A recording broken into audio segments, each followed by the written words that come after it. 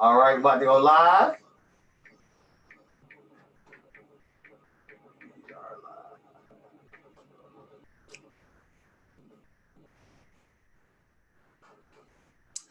Hello, world. It's your girl, Tamika Harper, and welcome to Warrior Workshop Wednesday, day 5 of Tamika Fest 12, Elevation Nation, rising to our higher selves.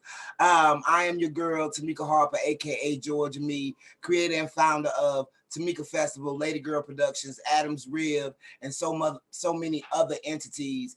And it is my honor to bring this level of education and information to you today from some very esteemed colleagues of mine. The first one up is a multi-winning slam champion and one of the most revered artists in our game. He holds workshops on a regular. He also has a show online right now called One on One, featuring the best of the best, getting an inside view into what we do. And I'm so honored to have him. He's also a publisher. He probably changed alternators. I don't know what this nigga do. Okay, but he but he represents well, and I'm honored to introduce to you, for those who don't know, Mr. Ed Mabry. How you doing, Ed? I'm trying to be like you. How you doing, love? She, I do not know how to do alternators, but I'm gonna work on that though. Now I gotta learn how to do that. every good nigga know how to do some alternators. You know what I'm saying? Change the oil or something. I ain't the girl. If a nigga call a mechanic, I'm like, my pussy like, nah, nigga, we ain't fuck with you. You ain't useful. You know? There's motivation right there. I will learn the alternator in a week. Please. Just off the motivation right there. Helping you. Let me help you get pussy. But you know what's funny is anytime if a woman ever approached me about a car problem, first two things I would say, well, how's the battery? You know what then? It could be the alternator. Just by default. Just by default.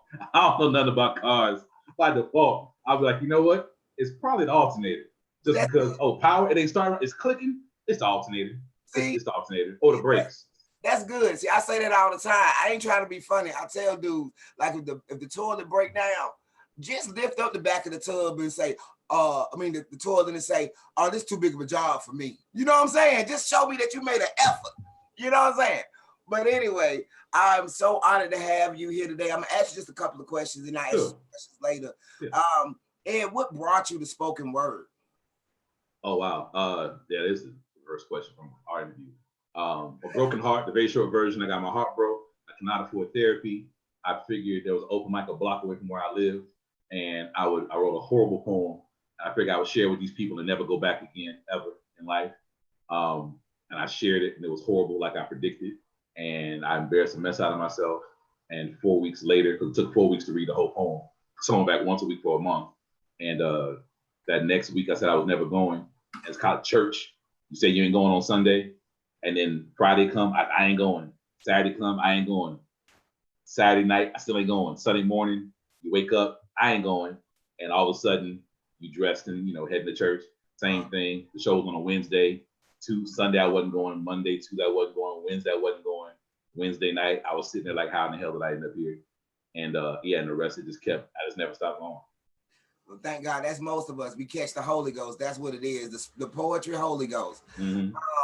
What inspired you to become, like, everybody do poetry in all kinds of ways, but you are you're a master, and I can say that honestly, of the slam. I've never seen anyone attack the slams the way you do. What made you make that like a focus, like a focal point? Like, I'm going to be this big bad monster in the slam world. Real talk. They scared of you. Let me tell you, Red be saying, he be like, I don't do slams. I ain't Ed Mayberry. He'll never say your name right. I ain't Ed Mayberry. That's how I could hear Red doing it too. It was okay, short version. What's funny is people always assume that you always win. Like, oh, Georgia Me, you've never written a bad poem in your life. It's like, no, like you were young at some point, you wrote something, whatever. My first year and a half of competing, we didn't call them poetry, we know about Poetry Slam existed. It was a poetry contest the guy over in the coffee house would put on, and you won $5, $5 for first place, free, second place was a cup of coffee or tea, third place was free admission the next week. That was it. And that was something to brag about. Because it cost $5 to get in. So I did that for like a year and a half, and I was so bad, and I got third place so many times. I would show up to the contest, and he would do this. He'd write my name on the envelope for third place, and he'd say, "You want it now, or you want it afterwards?" And excuse my language, are we allowed to cuss on here before I get started? I was like, man, fuck you. Watch me get first tonight. Watch me get first. Watch me get first. Nigga, watch what I do. And I would go up there and do everything short of set myself on fire. And to be in third place. And he was like, I was like, are you serious? He was like, bruh. And that was for a year and a half. I don't care what I did. I don't care what I did. It was third place. And then an elder in the community said, quit worrying about winning. Write the poem you want to write and share what you want to share. Like, share what's important to you. Quit sharing Georgia won last week because she wrote about this like this. Now this week you show up writing about this like this, and to wonder why you're always behind. You know, she said, as long as you're trying to be somebody else, the best you can be is a copy of a copy. And I was like, oh, and that just hit me hard. So the next time I showed up, I shared what was important to me and won. And then the flip side, I didn't lose the slam for like the next 18 months. And then that just kind of became the thing of just share yourself, be honest with yourself. Everything else just came competitive spirit. You know, you fat, black, and ugly. I don't like being last in too many things. I ain't Biggie Smalls, man. You know, you need to win or something. Biggie got everything Biggie got because of that rhyme skill. He's like, okay, I'm fat, black, ugly. I got this eye to go sideways. I'm gonna get something. This mouthpiece gonna make me look like Denzel. Yeah. So same thing, I can't have all these other notches and be bad at this. So nah, bro. Nah. You ain't ugly, Ed. You cute. Thank you, man. It's the shirt. I know I've learned how to do the shirts and then the weave. Get the weave just right. Let me tell you something. I remember back in the day, especially before locks became popular. If a nigga had locks, he was getting pussy because it was different. Okay, like, ooh, he ain't from here. Like, and then I'm from Atlanta, and don't let a nigga be from Zimbabwe or Alabama. We fucking, you know what I'm saying? Like, somewhere else, you know what I'm saying? As a poet, Lord have mercy, you got the conversation and you got locks and you from somewhere else. I mean, just raining on you. I'm just saying. So, but we here today to inform. We're gonna have fun. Your workshop is, I'm gonna take notes, is about, you know, elevation as far as touring as a poet and doing different things in the poetry world, like most of our professors today at the Warrior Workshop. So I'm just gonna hand it over to you. But tell the people right now, we're gonna do it again, where they can reach you and your Cash App, PayPal, Venmo, whatever you want them to know to give a donation or put down a commission for a personalized consultation. You know what I'm saying? Definitely. So where do they need to go and how do they reach you? Sure, everything is, my name is Ed Mabry as it's spelled here on the Zoom. You'll also see it over on the YouTube as well. It's just EDMABREY. My Cash App is $ Ed Mabry. My PayPal is paypal.me/Ed Mabry. My Gmail is edmabry@gmail. So as long as you spell it right with no spaces or anything like that, you contact me directly. I do offer personal consultation, one-on-one career and life coaching, which I'm actually serious. I'm very serious about it. So I do not accept you just to accept your money. We have a consultation. If I don't think you're serious, I'll send you elsewhere. I'll refer you to someone else. If I think you're playing around, I'll refer you to someone else. I also working on your work, editing your work, which we're going to get into that here during the discussion about touring.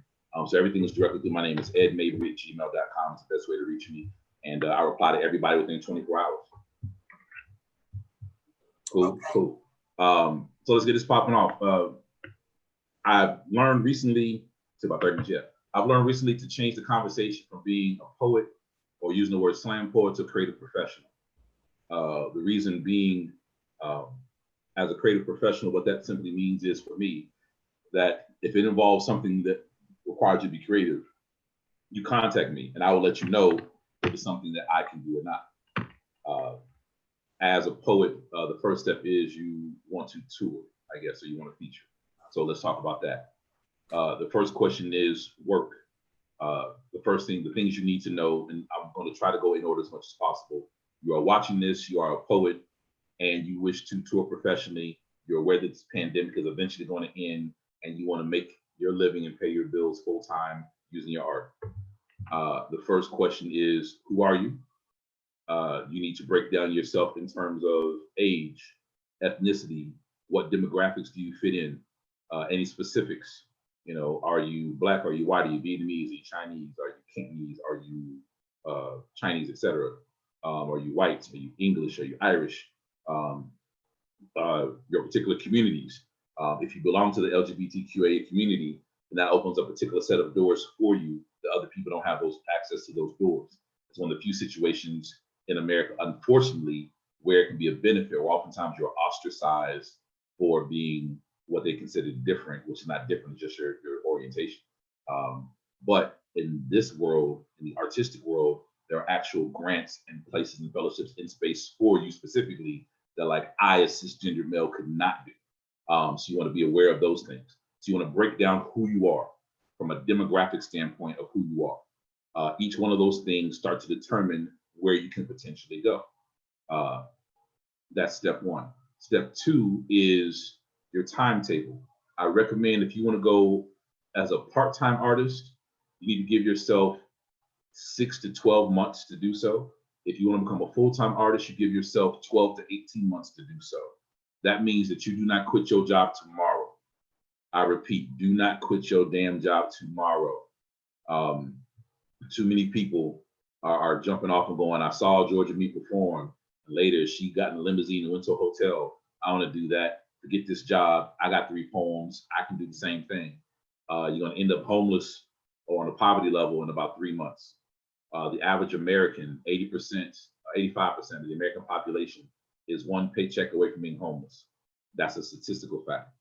Artists are even closer to that to begin with. So what you want to do is sustain your regular job and make the art form your part-time job. Unfortunately for you, that means you're going to have to treat it like a full-time job anyway, and you're going to dedicate 8 hours, or what I recommend to people is dedicate 20 hours a week to it. Find some kind of way in a 5-day to 7-day week schedule to dedicate 20 hours a week to what it's going to take to be an artist. What that includes is research, finding out where you can perform, how you can perform, things of that sort. Now let's get to the actual work, and which is an important thing. And notice how it doesn't sound very fun. This is not a fun conversation. I'm totally fine with that. It's not supposed to be. It's not a fun conversation if you were to discuss opening up a McDonald's, or you wanted to buy a Domino's franchise. That wouldn't be an entertaining conversation. You're sitting with someone discussing if you have what it takes to actually open one and run one. Same thing. You need to understand that being a creative professional means that you are the business, you own the business, you run the business, and the business is you. They're all one and the same. If you're not out working and performing, you're not getting paid. Eventually, we'll get to discussing revenue streams of income, right? But the first thing you have to do is actually get yourself out there so people know who you are. So you are your brand. You're never off clock. The first thing you need to realize is that you are never off the clock. Anytime that you reach out to Georgia Me, you would like to talk to Tamika Harper, but Tamika Harper is very much aware that you are always also talking to Georgia Me. She cannot separate the two anymore for the rest of her life. She cannot separate them. Excuse me. The same thing with me. When I travel, the only reason I ended up never, I guess, adopting or picking up or accepting the stage name was, one, I wanted people always were mispronouncing my name. So I figured until they said my name right, the right way everywhere, I'm not getting one. And then two, it kept me to remember that I'm always on the clock. No matter where I go, no matter what I'm doing, I'm always on the clock. I'm always being seen. A good portion of your shows, a good portion of your opportunities are not going to come when you're on stage performing. They're going to come where you are just somewhere being you, and someone recognizes you, and then in turn wants you to be part of what they're doing. And that doesn't mean that you can't have fun, hit the clubs, do whatever you want to do. It just means that you always should be treating people the way you want to be treated. You don't get the opportunity to like show out and cuss somebody out somewhere and assume that it's not going to potentially have repercussions, because maybe 2 people back, that person was thinking, oh my God, is that so-and-so? I want to talk to them about a show, and they just saw you as 2. Last but not least, of course, is the work, and then we'll start getting into more specifics. And of course, same thing, George, if you have no questions, etc., feel free to let me know. Hello, everybody, how y'all doing out there? So I'm looking at the Zoom, and then I got the YouTube on the delay over here. the work, do you have the work that people want to hear? This is the part of the conversation no one ever likes to have. And usually people who teach these kind of workshops don't want to have it. But do you have the work somebody wants to hear? It doesn't mean what style of work, it just means is your work good enough? What I always use, excuse me, what I always use is Chris Rock's rule of thumb. Chris Rock developed his comedy sets to where they would work for 80% of the American population, regardless of who was in the room. Most comedians do that. I don't care if they mostly cater to a black crowd, a white crowd. Rodney Perry can go to Kansas and perform in a farm and have 100 white people crying from laughter. Jeff Foxworthy can go to Atlanta and be at the Waffle House on Peachtree and have every black person in there laughing at 2 o'clock in the morning. It's the nature of who they are. They've made their sets to where it works anywhere they go. You need to have poems that either do one of two things. Either they work almost everywhere you go, or they are so good that you crafted them with a specific group of people in mind, but other people still want to have that experience. That would be you studying Ta-Nehisi. That would be you studying Georgia Me, where they have poems that are created by, for, and dealing with Black people and Black issues. But because of the nature with which they do so at such a high level of professionalism and a high level of quality writing, that they've had the Harvards, the Yales. Georgia Me has had the performance of touring the nation as a Broadway tour, or as a Tony Award winner, where they go apparently, and the average Broadway goer is not a Black person, right? Broadway on Manhattan is not full of Black people, but they said we need this lady to do these particular poems on this stage, which means they're at such a high level that they go everywhere. So those are your two options.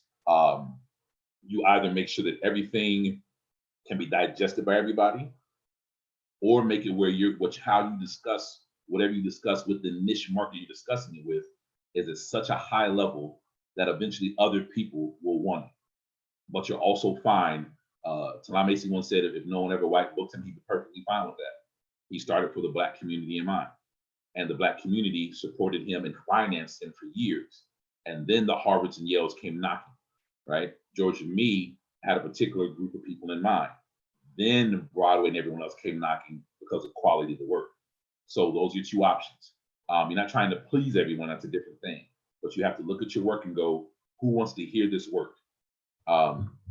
Next, your support system is a big thing. Before we get into the minutiae of touring, this is all before you even tour. These are all things you should be considering.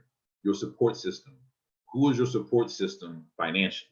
Who's your support system emotionally? And who's your support system in terms of crafting the work? Financially, are you in a position where your bills will be paid if you're on the road and take a total loss? Like, assume the first 6 months that all you do is break even, and understand breaking even as an entrepreneur is equivalent to taking a loss, because you did not get in this to break even. If you're gone from home for a week, you left with $500, you come home with $500, that just means you was gone for a week. It does not mean that you made money, because you didn't make money. All the money you made is gone again. Most artists lose money, and most tours last 2 weeks. I don't care what you see on social media. Go back right now during this pandemic. You can go back and look at a lot of people you admire or people in your communities that talk about touring. Look at their timetable for when they said they were on the road before the pandemic. Notice now they can't lie about their traveling because they can't go anywhere. Look at those timetables they were traveling. You're going to see on average, it was about a week to 2 weeks, and then it got quiet and their conversation changed. And then a couple months later, they posted about another show at another place, and it got quiet and their conversation changed. We can be whoever we want to be on social media. Do not let that encourage you to rush out and start driving to these places when the average show is paying you anywhere from $75 to $100 if you're lucky, which the last time I checked is not paying anybody's rent. Like Section 8 is more than that. So it's not paying anyone's rent. So make sure you are financially in a good place. And we get more into the financial details here in a second, like a bullet point level kind of way to do so. I'll put down finance, bullet point for that. Also, if you have questions, you're watching us on YouTube, please post those questions. I'm happy to answer everything and anything. I'll be as honest as possible. Your emotional support. Are you able to be on the road? You cannot do short jumps when you first start off and make money. So being on the road means a week, 2 weeks, 3 weeks at a time. When I first started, I would average 25 days a month. I'm not saying do that. You have to be built for that. But can you actually handle being gone? Are you married? Are you single? Are you in a relationship? Are you cohabitating? Kids? All these things come into place when you start discussing it. Because unlike an entrepreneur who might work long hours but knows at the end of the night they're going home, you're on the road as an entrepreneur. So you're going to work long hours and go to a hotel. You're going to work long hours and stay where the host of the venue has arranged for you to stay. You're going to work long hours, return to the bus stop, to the train station, the bus station, the airport. So are you in a position mentally and emotionally to handle that? You do not want to jump off into this and then create your own traumas and triggers and damage yourself as a person in the name of being an artist. So that's something we often don't discuss, but you really need to keep that in mind. Last but not least is your support system. And when I say that, that aren't the people who gas you up. So you should have one. Have one friend that just says everything you do is dope. We all need that. Everybody needs one friend that just supports them unbiased, right? Or biased. But you also need a group of people that are going to look at your work. Does this work for you? Would you pay to come hear this work? I'm inviting everybody to my Zoom performance. And at the end of it, I have a survey, and I want you to fill out the survey anonymously and tell me what was wrong with it, what was right with it. What price point of a ticket would you pay to see me? If I had merchandise, what kind of merchandise of mine would you want? Would you see buying from me? How much would you be willing to pay for it? Would you also recommend somebody that you know I don't know from your circle who'd be willing to take another one of these concerts with me?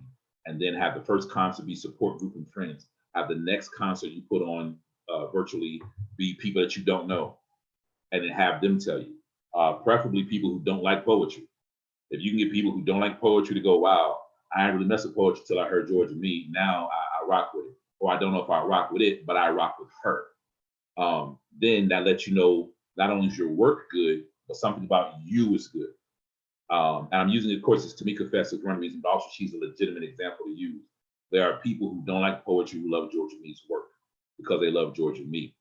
So if she says I'm doing something, they respond because something about her brand and her as a person has connected. That's the final part, and that's the X factor. Sounds corny, but it's true. Finances, emotions, support, and X factor. Do you have that thing that no one else brings to the stage quite like you bring it?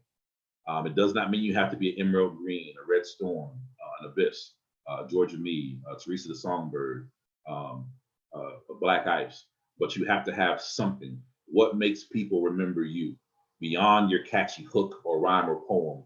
What about you will they connect to and take with them when everything is said and done? And I say that because, probably keep checking my time, because what's key in this is this generates your first revenue stream.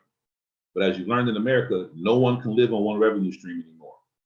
Millionaires are quickly learning right now this pandemic. Airlines are giving up. You can't live on one revenue stream. So your revenue stream from touring is one, but you're going to have to connect with your audience in another format or way to build the other one. Rudy Francisco is a great example of this. He makes good money touring and performances. He also now sells pre-framed, pre-done autographed posters. If I'm not mistaken, I think there's either $35 or $75 each. Every time he offers them, they sell out. And he offers them in blocks of 100 at a time. So let's assume maybe I'm wrong about the 75, let's say 35. That'd be what, $3,500? And he'll offer me, says, hey guys, the posters are back up on Etsy. They sell it in a day. He sells them out. The longest they've ever stayed on Etsy was 2 days. And I think he had like more than 100 copies. That's a poster. That's no work by him. He paid a graphic designer to take one of his poems, take a line, make it look cute with a font, put it in a frame. He ordered a lot of that stuff, find a place cheap enough to do so, offered it, someone liked it, and now it's an ongoing thing. And he intentionally creates demand by controlling the supply. He does not have it where it's always available. He does it every so often. He says, hey guys, post will be ready in a week. And then they sell it in a day, and then they're gone. And then there's 100 people going, we want one. so he knows to make more, and he does it again and again. So are you able to identify the marketability and the sales resources in your own work? If not, then hire someone who can. There are people out there that can do a basic market research. In Atlanta, there are tons of people. You invite someone, hey, I can't afford your firm, but I want to contact you personally. You guys do market research.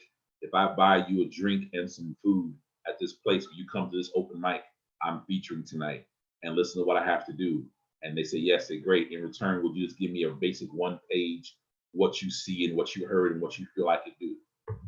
It'll take a little while, but you'll find someone who can do that. You probably know somebody who works in marketing within your 6 degrees of separation. Those are the 4 basic things you need to consider and cover to start having the conversation, to look at having the conversation about being a creative professional touring. That being said, still on time? Yes. Okay. The next step from there is actually setting up a tour. That's going to require you, and I recommend that you go micro to macro. Most people are concerned about, I live in Atlanta, I want to go to New York and perform. Nobody in New York cares who you talk to in Atlanta. Start in your community in order to build community support. Don't be so in a rush to go somewhere else. Start where you are. So, for example, in Atlanta, I would start in Atlanta. I would start in a particular part of Atlanta. I started in Marietta. I go to every open mic in Marietta and perform, and I have business cards, and I'm offering free downloads of one poem. The reason you do that is, depending on how they get the information, you might also be able to capture their email information, or get out of the 50 you passed out, only 5 people actually downloaded the track. You know, either it wasn't a good track, they didn't care for how you presented yourself at the show, or something about it made them not even show interest in a free thing, right? I get that community behind me. Now in turn, I go to the loose open mics. Now I go to the ones in the Peachtree area. Now I go to the ones in Buckhead, downtown Atlanta, etc. And now I've got a known for this. I'm creating a circle of friends, creating an email list. Every time you perform, someone says, hey, that was a great job. Skip over the arrogance and the ego of the thank you, and basking in that moment. Said, thank you. Would you mind if I keep in contact with you? What's your social media? What's your email address? Whatever they're willing to give you, take that information on the spot. Don't wait till later. Get that information so you can keep in contact with them. To even let them know, hey, I'm coming back to the open mic next week. I look forward to seeing you. I have something for you. This is my free download from the performance I did before. You know, take that video, take the audio, work it down to a download card, offer it to them, email it to them. You're doing that. Now that I got most of the community behind me, I'm focused on the city. Now I can start contacting the venue, the people who run the shows. Hi, my name is so-and-so. I've come through here several times, which translates to them as, I've spent money, I've supported your venue and your goal and your vision several times. Not just once, I've never been here before, you should feature me, you never heard of me, but I've actually invested in you already. Would you invest in me by giving me a feature or a spotlight or a showcase? They in turn, sure, I remember you, because every time I go, I'm always making sure that I speak to the host, I speak to who runs the venue, and I speak to who runs the show. Those are 2 important things. If they're not the same person, find out who each of them are, speak to both of them. Now in turn, I have my audience, I have my followers, I have those who are fans of mine. I know the person who runs the venues, I know the person who runs the shows. Now you have things in place to start creating a small tour in your own city, which is your lowest overhead one. That's the one you go home every night to. So that's, I'm going to feature at Tamika's spot over here on Tuesday, Ms. Harper's spot on Wednesday, Georgia's spot on Thursday, me spot on Friday, doing something else on Saturday. Now you have that to start generating income, start generating a true fan base, start getting an idea of what works, what doesn't. You got to work on your material, the idea of what you're going to be able to elevate, what needs to be edited. You're also getting someone to video record every single time you perform, even if it's just on your phone to start with, because phones are very advanced now, compared to what it used to be. You make sure you go back, you're looking at that recording, you're watching your performance, you're critiquing your performance, you're critiquing your poetry choices. You're not making any changes in your poems without a reason to do so. You're performing the exact same way every single night for a period of time. So when you do make changes, you'll know why you made the change. You are studying comedians, in my opinion, because they are the closest thing to us that there is out in performing arts. They give you the best idea of how to do this. They won't change a single line. A comedian might take 3 or 4 months to introduce a new joke the last 10 seconds into a 60-minute routine because they want to know for certain that everything works. So if something doesn't work, they can pull that one thing out or put something else in, and they know exactly what happened. So it's extremely important. Someone has made this comment. It's a good point. Yes, most of this information I'm sharing, that's why I start off by saying creative professional. If you're a performance artist of any sort, comedian, in my opinion, this goes for being a painter, comedian, professional dancer, poet, singer, all this stuff works. I've pretty much generated the workshops that I conduct and the one-on-one consultations I do to where anything involved in the performing arts, you talk to me and I can get you in the right space for it. You can take the same information and apply it if you're a painter, right? The gentleman, you see the paintings behind me right now, these amazing paintings are done by a man named Sean Mulkey in Atlanta, Georgia. He started doing as artist, performance visual artist at a poetry show. He was already a great painter, but in order to get his stuff out there quickly to people, he started painting at poetry shows. Then in turn, they'd auction off his work at the end of the night. He would take whatever money was given. But that turned into, well, I only made $50 off the auction because it was a slow night. But then there were 5 or 6 people bidding. Now those other 5 people made it clear they are into visual arts. He gets their information. He sends them his portfolio of what else he has available in his gallery. And now that $50 loss that he took turned into a multi-$1,000 gain from the commission work he received. I personally have commissioned him for work. All this PhD behind me at work, I commissioned him to do because I saw one at an auction and wanted it and couldn't get it. And I was like, I'll be damned, you're gonna do some work for me. I commissioned him to do some work. Now we have a partnership to discuss how this works. I own a small press, so I actually release poets and other authors' books. We have a contract where he creates the cover for every book I release. So the image you see behind me actually turned into book covers. That in turn gets his name out there to people he would never see. People jump on Amazon and buy the book, get the book cover as well. That's the art. They go to find him to see the art's amazing, even if they like the poetry or not. So he makes money off that because they say, well, this is great. Well, I can't sell you that painting, but I can create something along the lines of it. So then that deal with him, me buying this one painting from him for X amount of dollars, based upon our contract we have with each other, in turn equals thousands of potential dollars in a revenue stream that he doesn't have to leave the house for. See how this works? So as a poet, your first job is to get your name out there by performing, just by doing your job. Then you'll start looking at your revenue stream options. It does not mean that you should not be looking at those things up front, but your first focus is the art. The next big thing I want to share with you, and then George, just keep me, I can see you, so like, we need to wrap up or twist up and get to the questions, just hold the fingers up. The next big thing is to always consider, in terms of, where do I go with this? In terms of timeliness, is how quickly can you get the business of being an artist out of your hands and into the hands of somebody else? That's the quickest killer to you on the road, to creating new material, having new poems, having new jokes, having new whatever you're doing, new songs, new paintings. The more you start focusing on the business, your artists start to suffer a little bit. That's why you want to make sure that when you start, if you're doing 15-minute features, you want to have 45 minutes worth of work. If you're doing 30-minute features, you want to have an hour's worth of work. If you're doing an hour's worth of work everywhere you go, you want to have 2 hours worth of work. You want to have poems that work depending on the situation. You get someone, they say you can't curse, nothing about love, nothing about sex, nothing that's political, nothing that discusses racism because the police fund finances being here, whatever the case is. You want to have enough work to move around. What you don't want to do, the only thing worse than being told no to getting booked is to being told yes and you aren't prepared for the booking. That will kill you quicker than anything else. Learn how to say no if you're not ready. And again, here's another revenue stream trick with that. Not a trick, but it's honest. I can't do the show. I could just simply tell them no and walk away.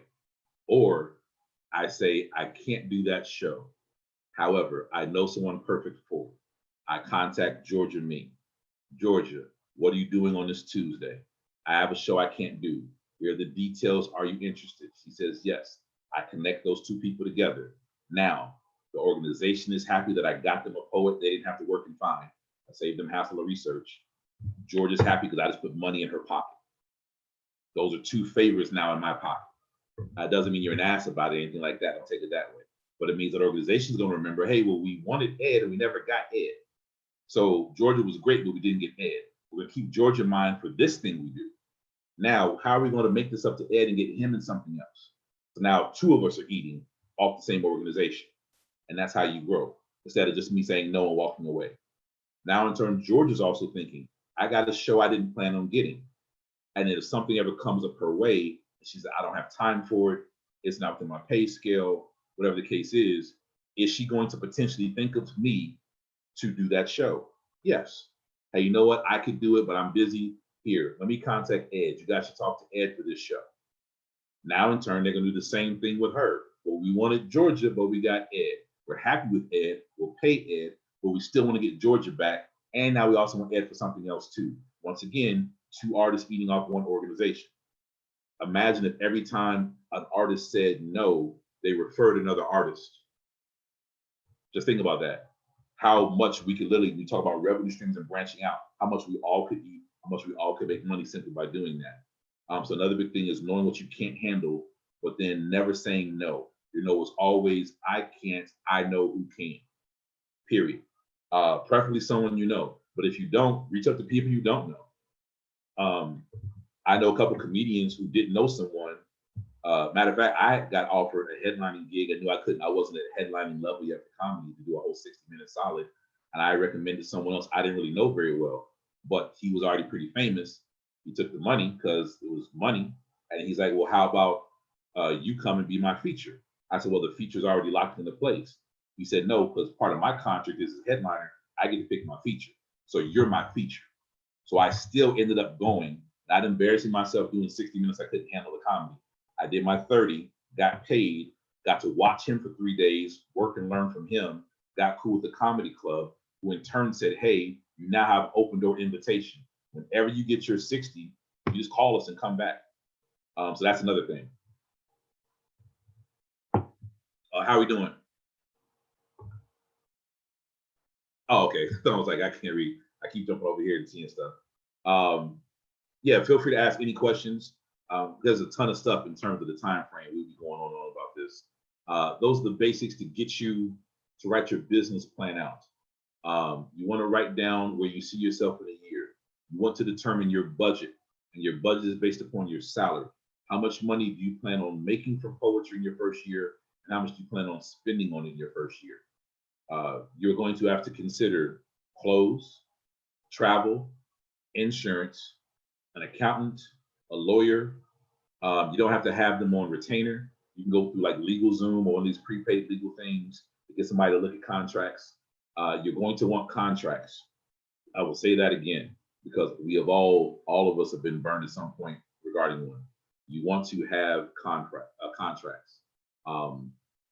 I don't care. You can Google basic performance agreement, basic performance contract, and you'll get that. There we go. Sorry, I made a mistake of saying the G word and my phone immediately started recording everything I was saying. I had to stop that. You want to have something that basically says, for me doing this, I get paid this, and here's what happens if you cancel. Here's what happens if I cancel. Here's what happens if it's a force majeure, which means something out of our hands. You have to have all those things, period. I don't care if it's in your town and they're paying you $5 and a chicken wing dinner. You get it on paper, because that's still you making time that you could have done something else. In terms of rates, I know it's a big question. A lot of people just want to jump to, how much can I charge? How much do you make? I will put myself and Ms. Harper on the spot to a very small degree, because it's not your business. I know Georgia, me, and I have both been paid over $1,000 for a show. Wrap it up. I see you. Over $10,000 for a show. Let's get that. I was being nice. I wasn't putting business out there. What you do? Put it out. I was using basic numbers. I was being nice with the numbers. But that does not mean that you walk out. Please, Lord God, do not walk to your first show and say, yeah, well, I've seen Georgia Me. I think I could write Nigga Odds Part 2, so I need $5,000. I don't recommend that. Again, The worst thing that can happen is not you getting told no. The worst thing that can happen is you actually get that 5,000 because you're going to get it that one time. And after that, the next time you try to go somewhere, you're not going to get it again. You're simply not. And there have been plenty of poets who have been put in positions where they have charged a lot of money for something, could not carry the weight of the responsibility of what they had to do, and then ruined it for everyone else afterwards. So what I recommend is that you in turn charge based upon your income, based upon the hours you work, and create a salary. So if you want to make $20,000 your first year as a creative professional, then how much does that equal in a check every 2 weeks?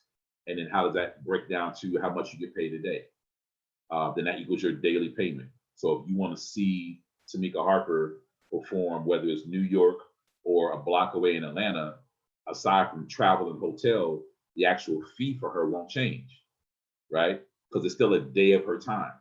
If I want a day of your time here and a day of your time here, the money's still the same aside from the extras. So that's how you come up with your thing. Some places will offer you a rate, and that's just the rate you get. That's not negotiable. That's entirely up to you. I recommend that you do the 10% rule. 10% of my shows every year, I do it either break even or free. 10%. What this does is allows me to give back to the community that's showed me love and support. It also, as a business person, allows me to say no with a straight face. And a lot of people are uncomfortable saying no to money, but lets me say no with a reason. Hey, Ek, you come to this event, you know what? I'm so sorry. I've already done my 10% of free shows I'm allotted every year. Based upon me doing 200 shows or 100 shows a year, that means I do 10 free ones. I've already, the 10 free ones are already done up. I apologize. However, let's talk and see what I can work with you on, or let's get you scheduled for next year. And it allows you the comfort of saying no without necessarily being so brutal about it. That's one thing you can do. Someone asked how much or more or less can you make in 1 year? If you're talking straight poetry, that's going to be anywhere from what, $0 to the 10,000. If you're talking the college market, which is a different conversation, I do private consultation on that as well. Breaking to the college market, then you're talking about anywhere from $1,000 to $100,000 in a year, depending on how you work it. If you're talking about being a professional writer, which Georgia also does, beyond her poetry performance, she writes content and copy. Then you're talking 5 to 6 figures a year. Sheehan wrote for Nike and Adidas. One commercial was $25,000. One commercial was $52,000 for a 60-second spot. Sonny Patterson wrote for Beats by Dre for Serena Williams. That was a serious chunk of change. And she got paid twice because one of them, they used her poem from a 2 Chainz song. So she made money, 2 Chainz made money without even showing up. And then the other one, they asked her to write on the spot. So she actually wrote a poem for them to use. She got paid as the writer, as the performer of it, and in turn for being in the commercial. So that can be varying steps. The person who asks about money, the money can vary. You can actually make a living off of this if you know what you're doing, and if you have a certain quality level, and if you're a good person and handle good business. Last but not least, yeah, because they want to go over that, and then I'm sure somebody got things to ask. Last but not least, with that, you have to keep in mind of all the poets on this planet, only 1% of them are considered to be professional poets, creative professionals. Of that 1%, 1% of that 1% actually sustain themselves off poetry or poetry-related revenue streams on a regular basis. And that's a scary number. I'm not saying it to scare you away, just saying it like anything else. If you look at the rates of how many entrepreneurs actually succeed at their business, how many small businesses fail in the first 3 years, then you see the numbers are crazy. So again, if you have 100 poets, one of them can be considered a creative professional or a full-time poet. Then take that one person and cut them into 100 pieces. One of those pieces makes enough money to sustain themselves on an annual basis for at least 3 years and up. So to do that, to be a Georgia Me, where you're talking 2 decades of doing this and easily 15 years of profiting off of it. If you're talking to Sheehan, if you're talking to Black Ice, You're talking Saul Williams. You're also talking Nikki Giovanni. You're talking Mary Baraka, rest in peace. You're talking Sonia Sanchez. So there's different levels. You're talking Abyss. You're talking Teresa the Songbird. You're talking Emerald Green. If you're talking these people, then there's a thing to that. So also look at your circle and then look at those people and see, okay, what does the Georgia Me do? How does she operate? What does Teresa Songbird do? Emerald do? Black Eyes do? Talon Macy do? What does people do and how do they operate? What does a Buddy Wakefield do or Mike McGee do? And Andrea Gibson do? What does people do and how they operate where they are doing that? Which direction did they go? You have touring, you have education, you have college. It's not the same as education because you're touring. Yes. 1 minute. No, yeah, it is literally, but I wanted to. Oh, I see. Yes. You know what I'm saying? And I love that you said that, you know, it's 1% because it's really, it really is. I tell people we live by, I write by inspiration to desperation, but we live our faith, you know what I'm saying? And we do the work, and the work, it comes back. That's exactly how it happens. And we're dedicated. And even those hard times, we all have gone through them, but it didn't stop us. You know what I'm saying? So the dedication more than anything, whether you're getting paid a penny or a pound, and especially with this art form, people do not know all the ways that you can get paid, that you can, and our next 2 workshops are about that, Ed, which is so crazy. It's all go together.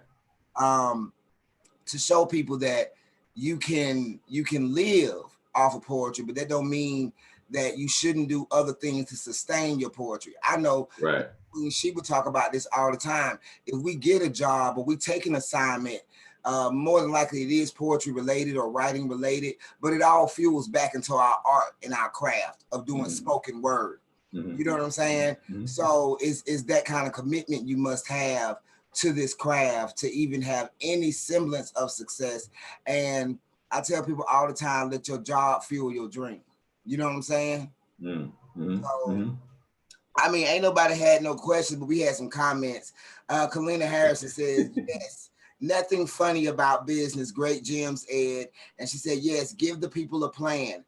Ed, this is great. And I'm not even a spoken word artist anymore, LOL, but we'll be using these tools. So that's dope. And that's our next professor coming up. And we got to, you know, switch over to the next session. But I want to thank you so much, Ed. I love you so much.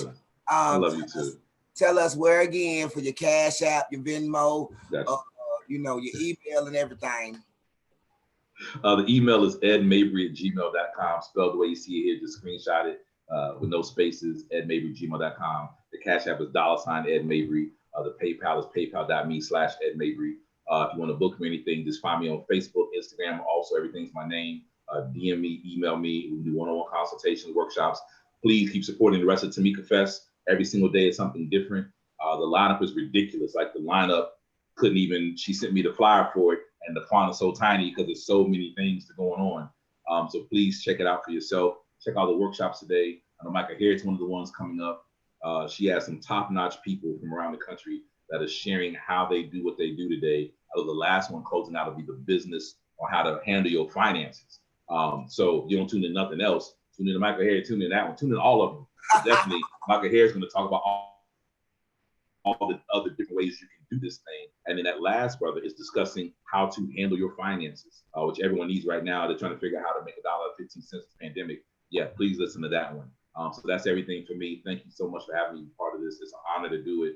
Anything you need, always the answer is yes. I'm gonna stick around and probably try to record and sneak and watch some of these Madame So, because you know you can always grow. So yeah. And the sessions we have already had, our Melanin and Masterpieces, our State of the Hood, our Midnight Mic, our Alphabet Brunch, our Health is Wealth workout sessions and cooking class, and the Freedom Church. Like all of the sessions have been unbelievable. I'm so grateful that we could do this virtually. And I'm excited about the rest of the festival. I thank you for joining us, Ed. We're gonna take a quick break. If you need to go, go to the bathroom, get you something to drink. Our next session is with Miss Kalina Harrison from I I don't forgot the title of her workshop, but she'll tell you when she come in, and she is actually Tamika Festival's first hood recipient. She got the hood scholarship from, you know, we give out a scholarship, and she went on to Claflin and got a master's degree and done work with some of everything everywhere, and is sustaining and thriving straight from the hood. This is my little ghetto belle, thriving out here in the world in Philadelphia as a professional writer. So she's up next, and I want y'all to stay tuned because her attitude and her testimony is everything. I love you, Ed. We'll see you in a little bit. Love you soon. Peace out.